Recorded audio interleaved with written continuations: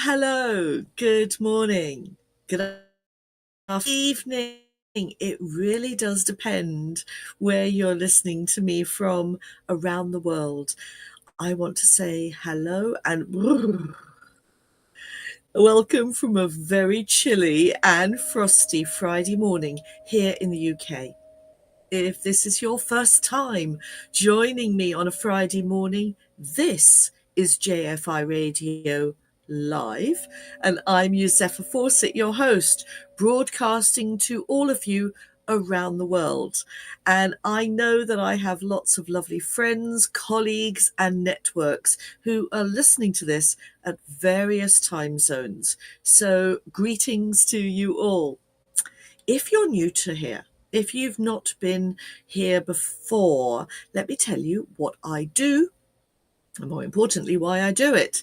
I bring you stories from my week, my ramblings across my professional working areas. Now, these are specifically lifelong learning, open education. I work in HR and talent development, quality improvement, and business excellence.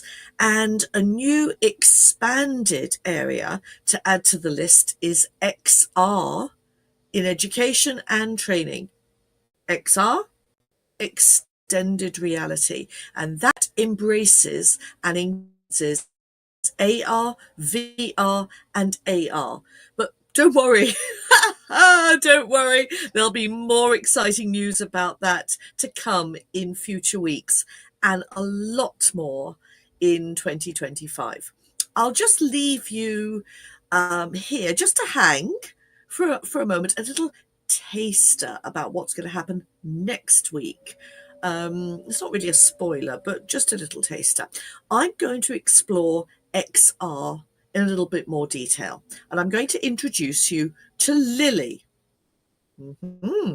Lily, you'll have to tune in next week to find out. Now, as I prepare each week for this broadcast, I delve deep into various news stories that are being featured around the globe. I look at things to do with those professional working areas, things that you might not have seen. And so I feel like I'm doing my little bit to bring the learning world and the quality world and the XR world, see what I did there, a little tiny bit closer to you each and every Friday morning. Now, if the news item whets your appetite and you want to find out the sources of all of this, then you can go to my website. Let me change the ticker. That's the one I want. So you go to my main website, jfiradio.com. Scroll down on the page after this broadcast and you'll see a big blue button, and that'll take you to the replays and all of the news links for each of the broadcasts, and then you can make up your own mind.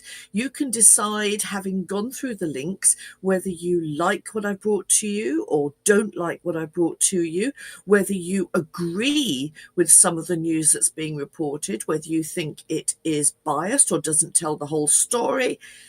The rest is up to you. My role here is very simply to open the discussion, to tell you stories, and leave you to make up your own mind, to think about whether you like it or not, to have questions. That's important. Maybe even to gain new insights. Either way, I'm just facilitating that process a little tiny bit.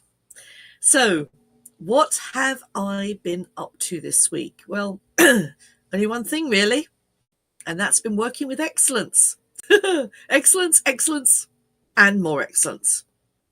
I've been working with a client all week, and I've been talking to them about excellence and how they strive for excellence and what they do at the moment and whether it's excellent or not. And it's made me think, apart from it just being completely consuming my every waking moment, that this is such an important topic to bring to the show this morning. Now, I do wonder, this is where my thought was going during the week.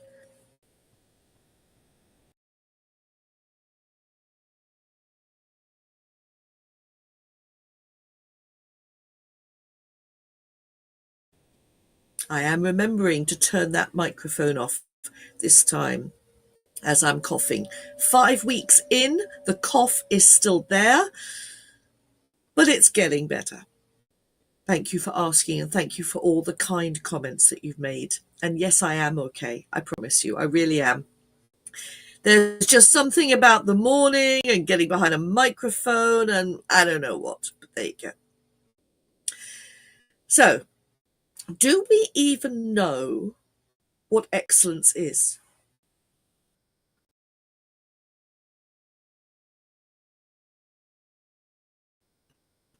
I've got myself started again. Oh, that's terrible. Oh, quick swig of water.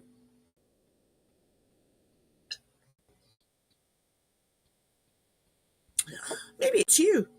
Maybe it's you, microphone. Maybe it's the excitement of being live. Who knows? But this is live, and as all the bloopers will be there. But there, you know, that's what you get when you come with me on JFI Radio Live. So let me get back to my thoughts about excellence. It does mean different things to different people in different contexts. And in terms of different generations, it might mean something different to them too. Now, I've been working in excellence in the field of quality improvement, quality management, and excellence for a very long time. And what I'd like to do is this morning just take you on a little tiny history lesson, okay? Just about where excellence came from, and then the excellence that many consulting firms still use today, and the tools that they use to measure it. And please, don't forget to come into the discussion whenever you want to. Now, let me make sure that I put up on the screen how you do it. There is the first notification. You can chat to me using YouTube or Facebook. You can still listen to me on LinkedIn, but the live chat facility, they haven't quite sorted their act out yet with this platform. So don't you worry. Listen to me and watch me on Facebook and LinkedIn, on YouTube, and go to the live section and make sure that you type into the chat, because if you go into the chat, then I will see it on the screen just there on my dashboard.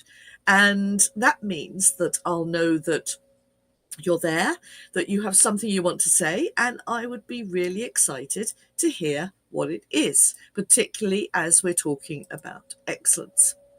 Now, I said I was going to take you on a little bit of a history lesson, and I absolutely loved history. I loved history at school. I've always loved history.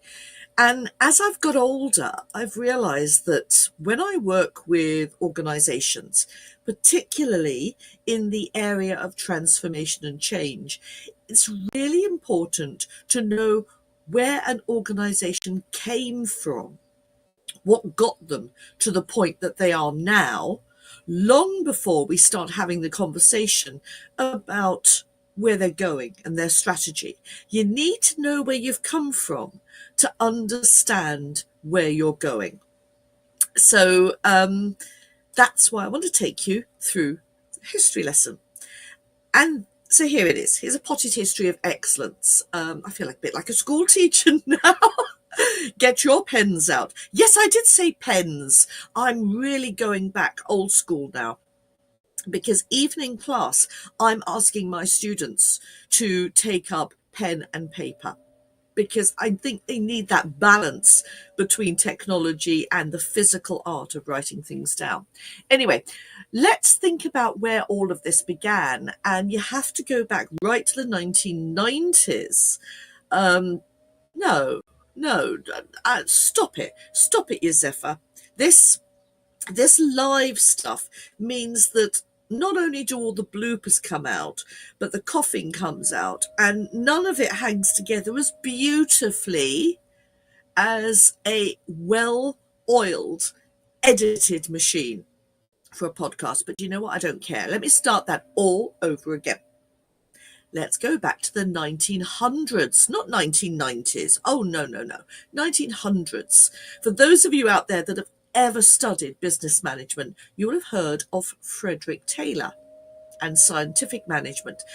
And very early in the 1900s, he started looking at systematic approaches to improving industrial efficiency.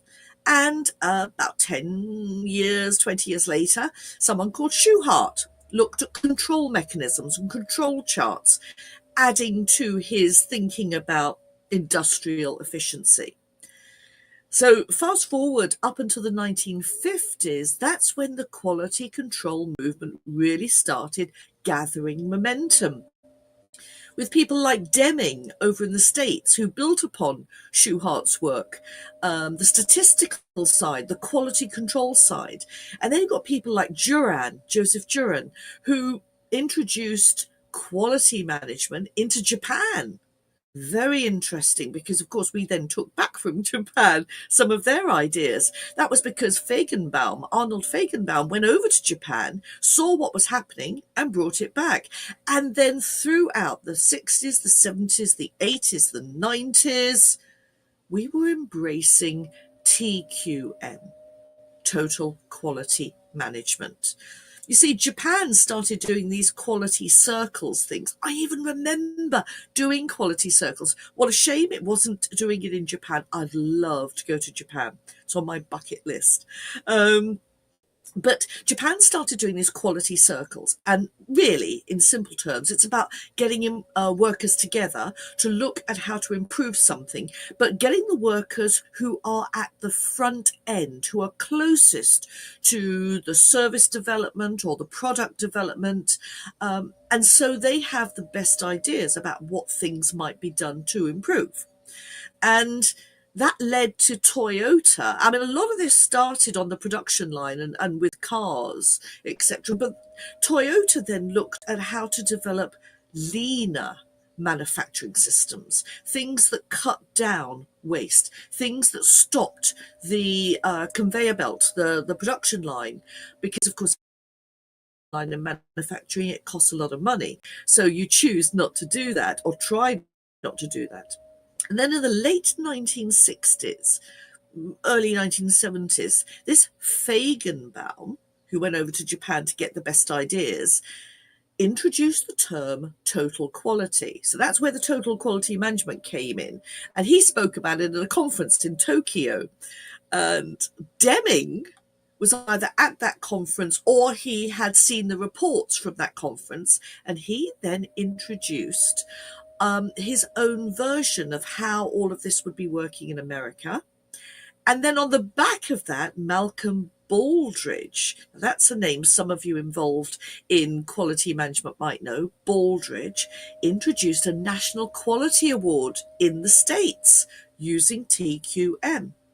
So fast forward to the late 80s and the early 90s, we started hearing things around Six Sigma, a tool that many consulting firms bought into. Started at Motorola with Bill Smith, and it's all about reducing defects and process improvement, improving processes.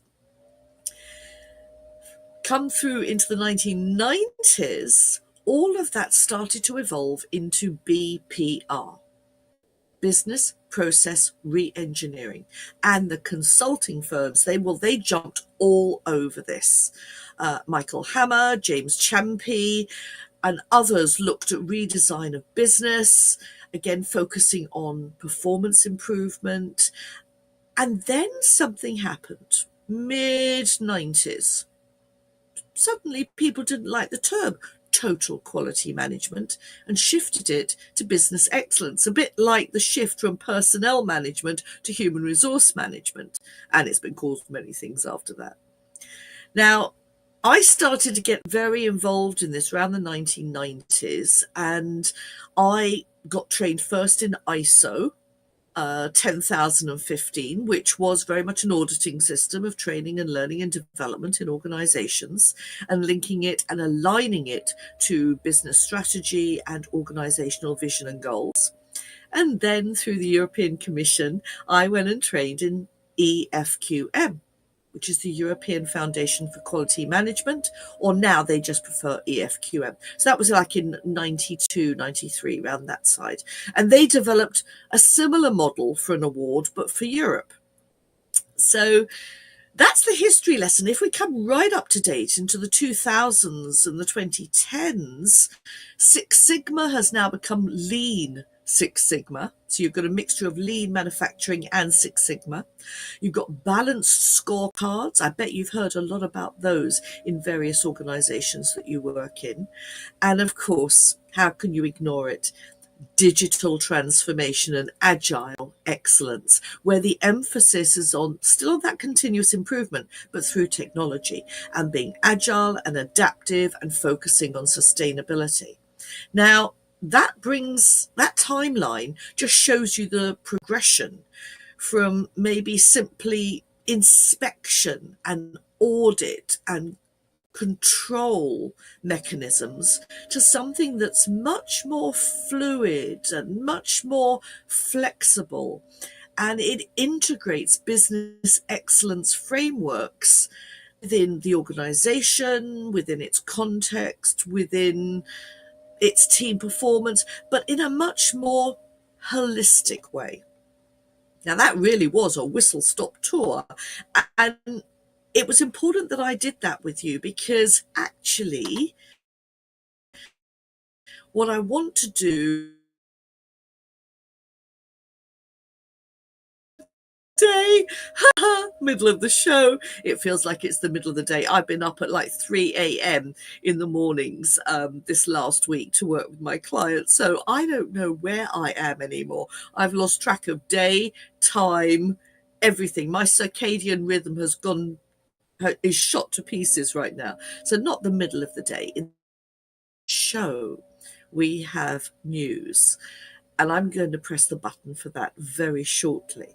However, after the news, I want to pick up from where that history lesson left and look at what excellence might mean today, and particularly what it might mean to generations coming through into organizations, the Gen Zs, and maybe eventually the Gen Alphas, but they're a bit young just at this moment in time. What does it mean? However, for now, it is that moment. I've given you sort of a tour of what my week has been like so far. That was my news.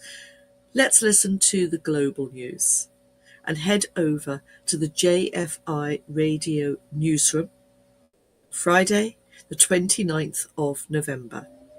Here are the global news headlines. Enjoy.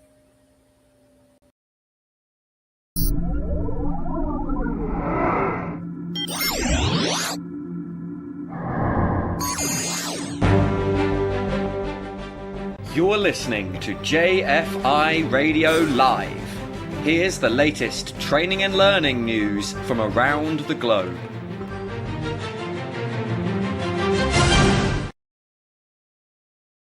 From JFI Radio Newsroom, here are the latest global news headlines. North America.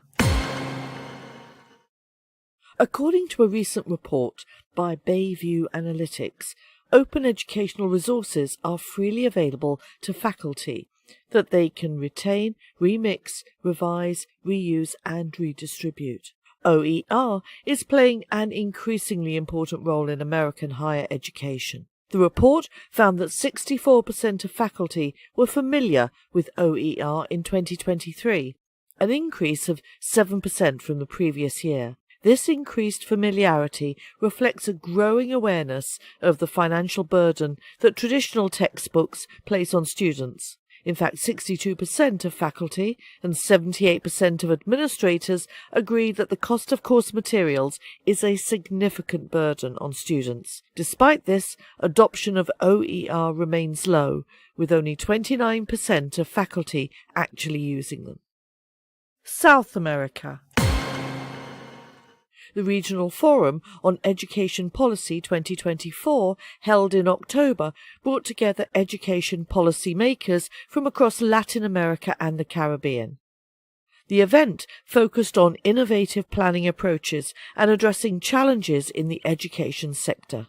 Martin Benavides, director of IIEP UNESCO, highlighted the need for innovation in planning and resource mobilization. The forum emphasized the importance of articulating education and work, teaching general work-focused skills, and adapting to an uncertain future through better planning and data-driven decision-making.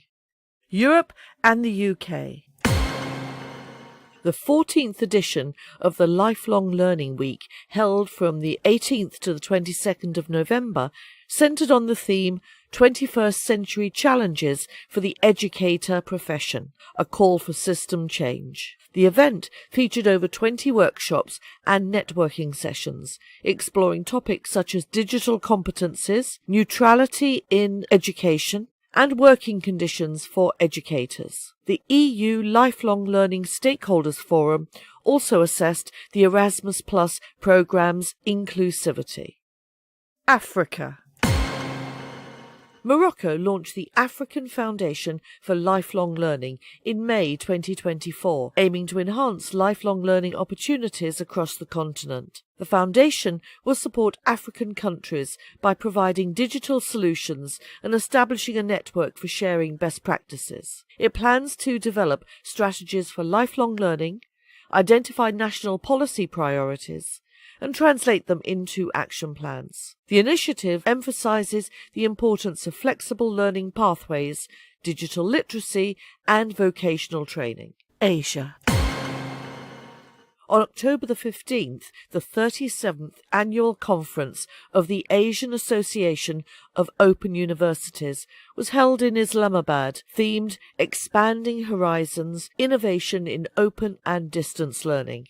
The conference attracted educators, researchers and policymakers from across Asia and beyond, focusing on the future of online learning and its potential to bridge educational gaps in underserved communities. A key highlight was the launch of the AAOU Accreditation Service, aimed at enhancing quality assurance in open universities. The event also addressed Sustainable Development Goal 4, promoting massive open online courses while emphasizing the importance of ethics and holistic learner development. The Middle East. The UAE hosted a forum in June 2024 to unveil the results of the Programme for International Student Assessment, PISA, for the GCC and MENA regions. Organised by the Ministry of Education in collaboration with the OECD, the forum highlighted that the UAE ranked first in the Arab world for financial literacy and shared top honours with Qatar in creative thinking.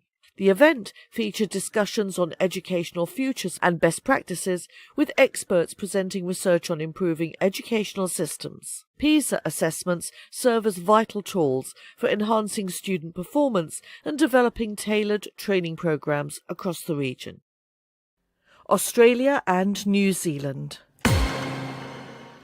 And finally, the Independent Tertiary Education Council Australia hosted the Australian Education and Training Innovation Symposium on November the 27th in Brisbane.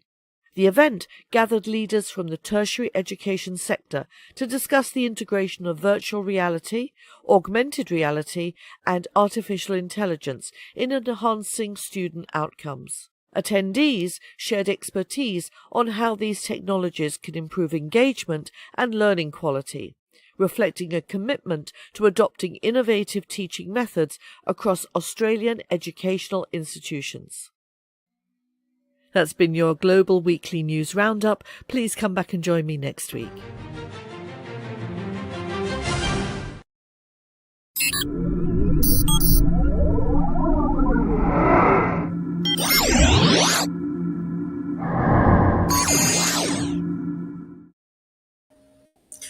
And you're back. Thank you. I hope you enjoyed that. Now, if you want to engage with me, you can see on the screen it says talk to me using chat on YouTube or on Facebook.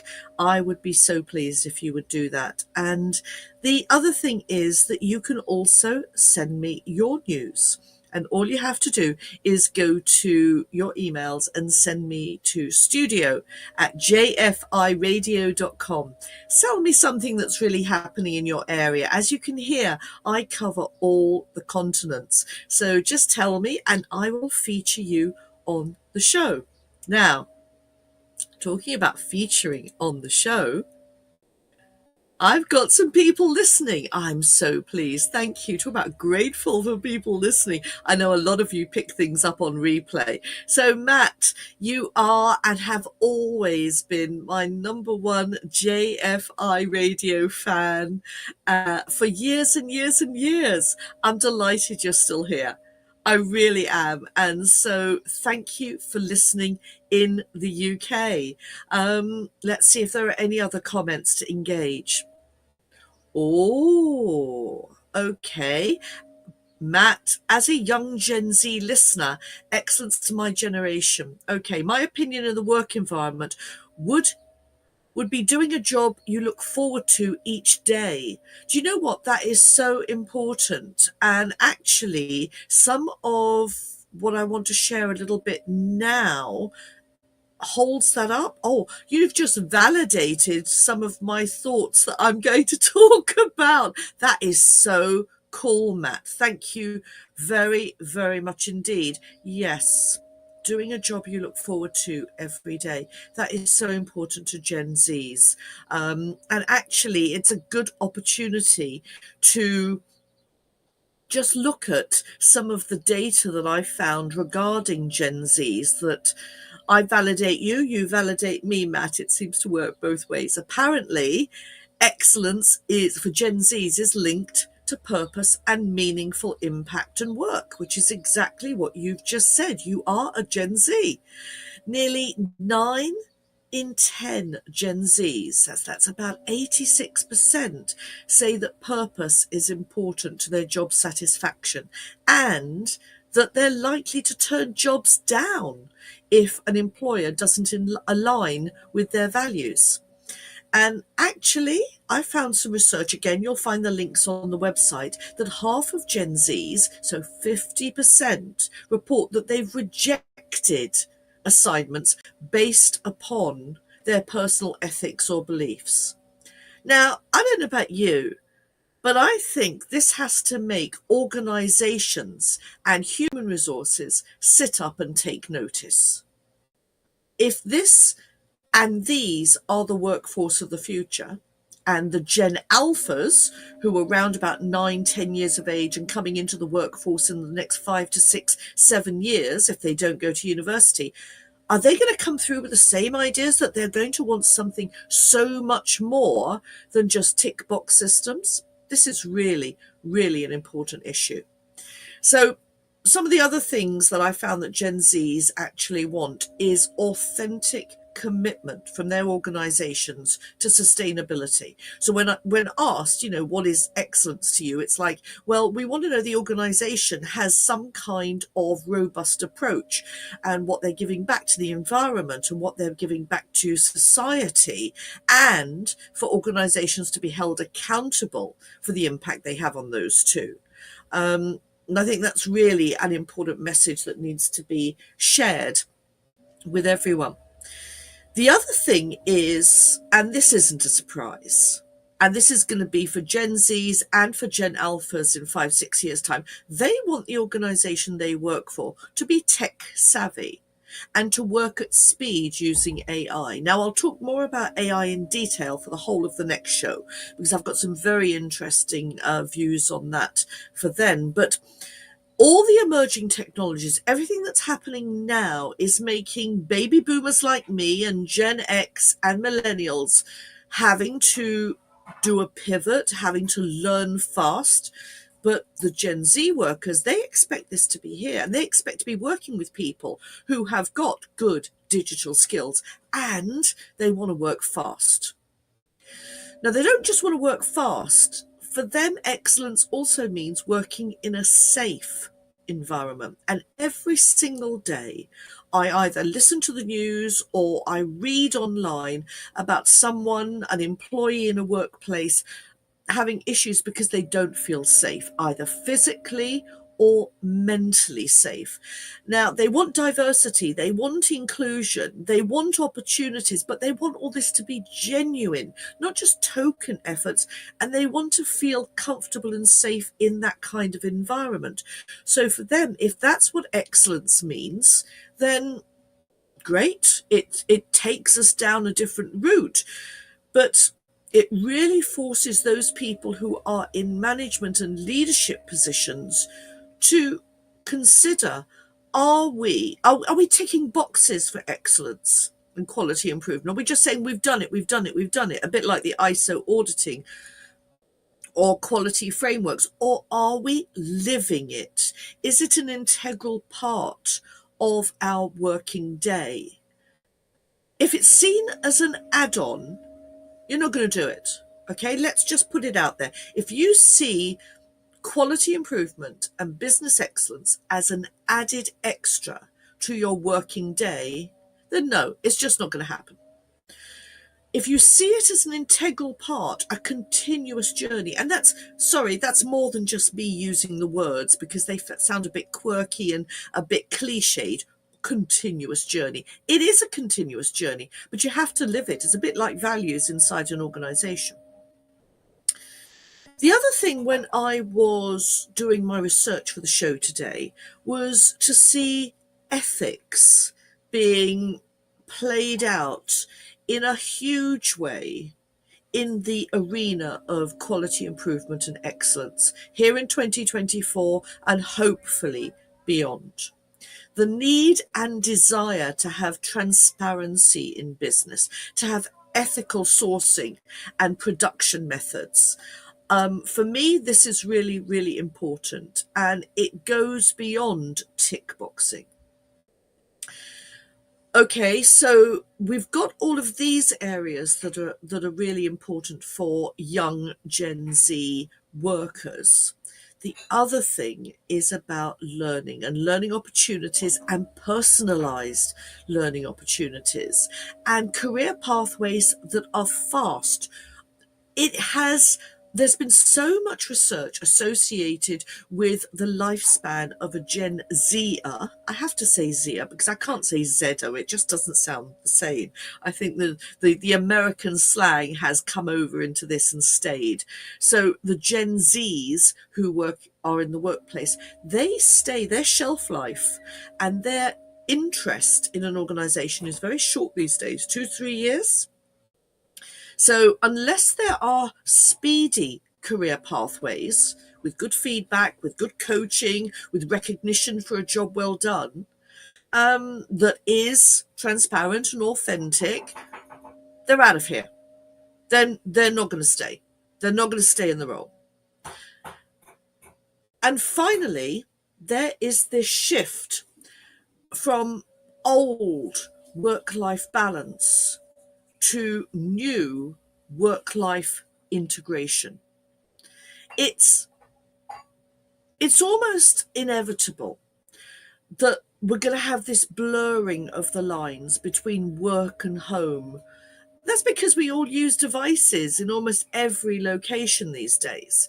So, yeah, we're going to stop using the term work-life balance and start using work-life integration. And human resources needs to look very closely at what the distinct differences are between work-life balance and work-life integration, because it's really quite difficult to separate the two.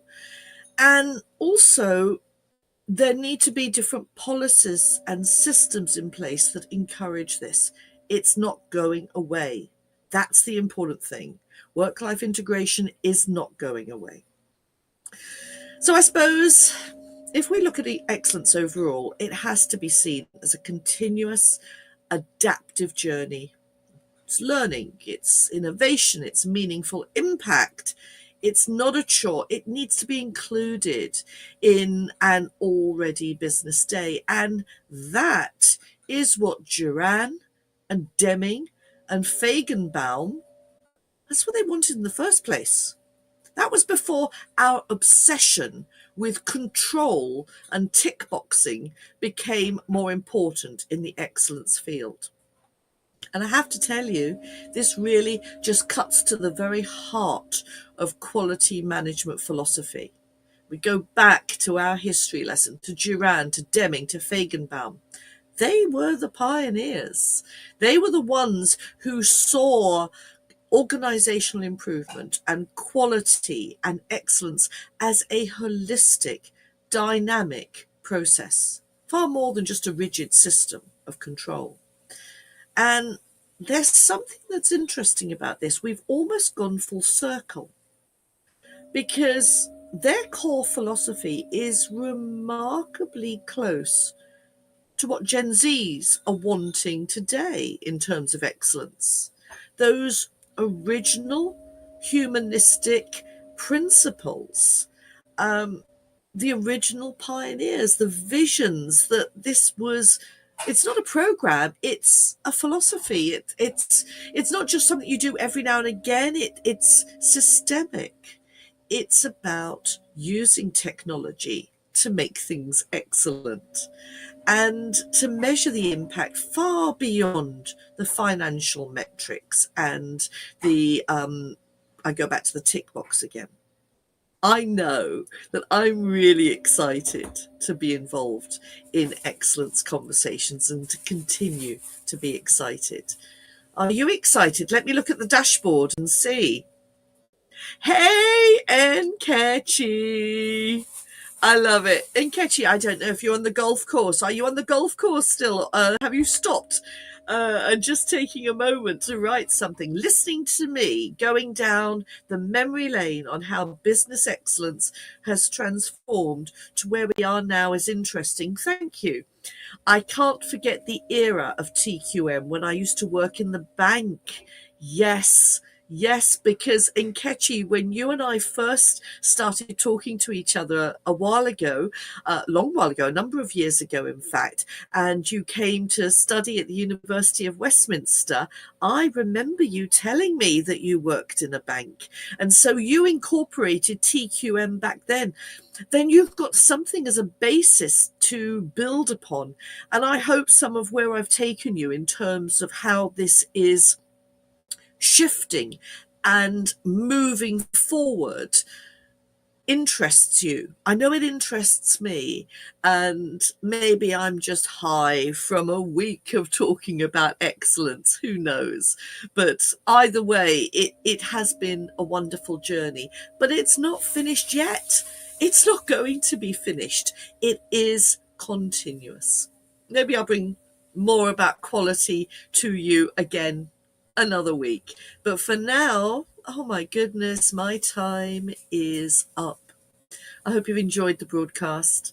I hope you get a chance to join me each week on Fridays at 9 a.m. UK time, or catch up on the replays either on my website, jfiradio.com, or on YouTube. Now, let me just, where's my caption? There we go. That's the one I want for you. The next broadcast. So the next broadcast is going to be, the next broadcast is going to be the 6th of December at 9 a.m. And as ever, can I please encourage you to subscribe to me and to this channel on YouTube.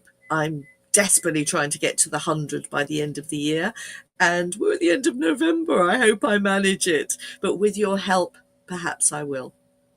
Thank you all so much for listening. I've seen people come in and out of the show today, and thank you for your engagement. I hope you have a fabulous weekend, whatever it is you're doing, and bye for now.